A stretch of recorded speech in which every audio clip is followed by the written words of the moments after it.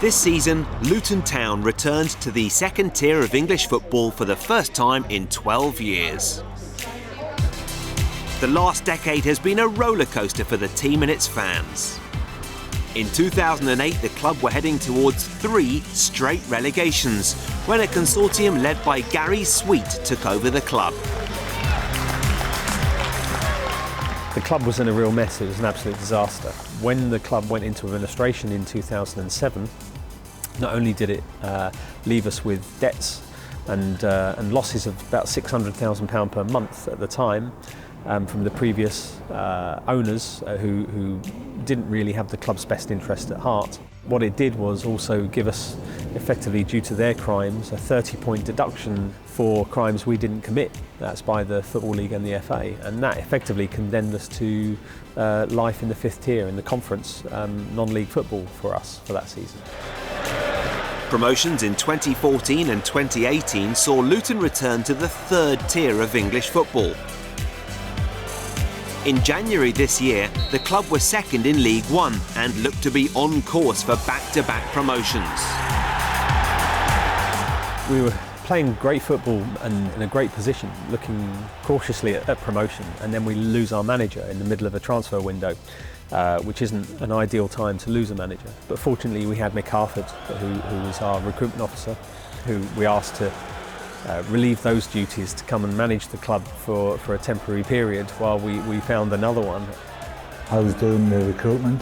Gary asked me if I could take over the caretaker role, and obviously that's what I thought it was. I thought it was only going to be for maybe 2-3 games to see where we were, to see where we were about to bring a new manager in, and just continued, and we had some success and we kept winning games. And Gary saw fit not to change it in terms of he didn't want any disruption, and we carried on till the end of the season, and thankfully it all turned out great. He took us to the top of the league and effectively won us promotion with the team we had, and it was a fantastic achievement from not just Mick but everybody at the club, including the players and the supporters.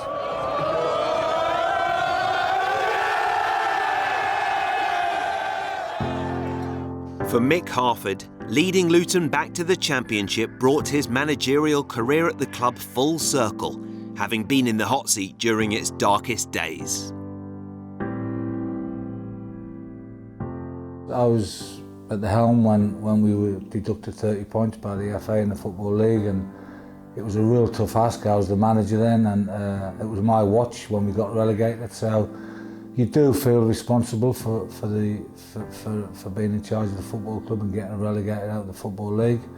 The fans will always forgive me. I have a great relationship with the fans. I've got total admiration for them, for the way they've supported the football club, and they wouldn't pin any blame on me. But there was a bit of redemption there for me in terms of going out of the Football League. For me to be in charge and get the club into the Championship, it's absolutely a massive thrill, and puts us back where we deserve to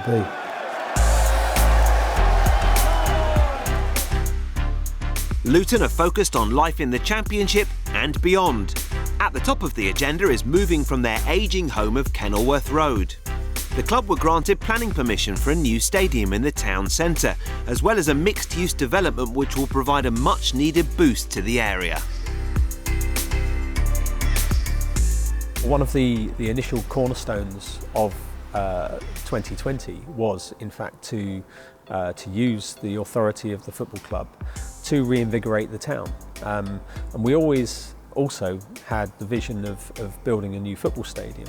We didn't quite imagine that the schemes that we're developing would be so large and so instrumental to the revitalisation of Luton. But we're very, very proud to be in a position that actually it's having a massive impact in the town right now, and going forward it's going to be huge. You know, we've got developments that are going to bring 10,000 jobs and around £250 million per year to the local economy. So Luton Town Football Club is going to be a major asset to the town, and a huge influential player in how the town grows and continues to do so. The biggest victory at the football club this season has been the planning application for Powell Court and Newlands Park, which has been granted.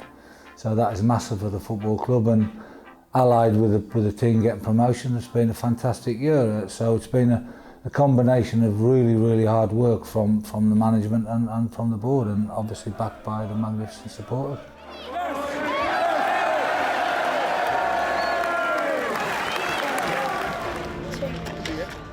Whilst success on the pitch has been imperative in recent years, the club have also tried to lead the way with a number of initiatives away from it.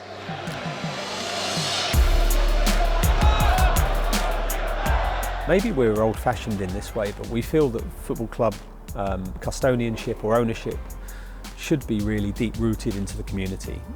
We are from the community, the people that own the football club as it is now. But we feel actually that clubs have a responsibility, and we take that as a duty to pass back some of the inspiration that our sporting success can deliver into the community. And we do that through a number of areas, not just community coaching schemes, an awful lot of charitable work, but actually things like paying the living wage, where none of our staff can live under the poverty line. We refuse to have gambling on our shirt sponsors as our shirt sponsors, because that essentially encourages gambling to minors, which is a problem in this town and actually in the UK. So there are a number of initiatives that we've done that are kind of groundbreaking. We're the first club to do those things in many respects. My view and the board's view, and I'm sure the supporters will back that view, is that we'd like to be a Premier League football club, and an established Premier League football club at that. But actually the impact that we can also have on the town as well, will have that, bring that success right throughout the community of the town of Luton and into Bedfordshire.